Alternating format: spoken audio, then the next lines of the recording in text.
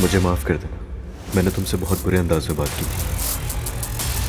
क्या मदद करूं मैं आपकी? वैसे आपका नाम क्या है? आइलैंड। मैं एलिफ हूँ, खुशी हुई आपसे मिलकर। मुझे भी। वैसे आप तो एक मॉडल लगती है, बिल्कुल। यहाँ क्या कर रही है?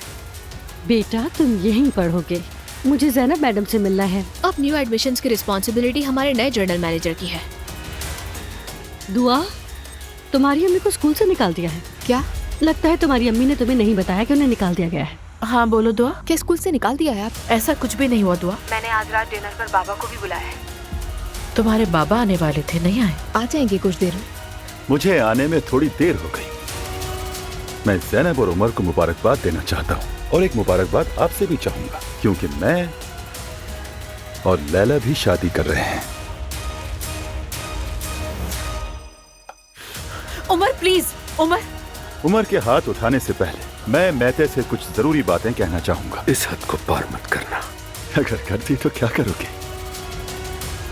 मैते, तुम मेरे मरहूम जुड़वा भाई ऐसर के बेटे हो।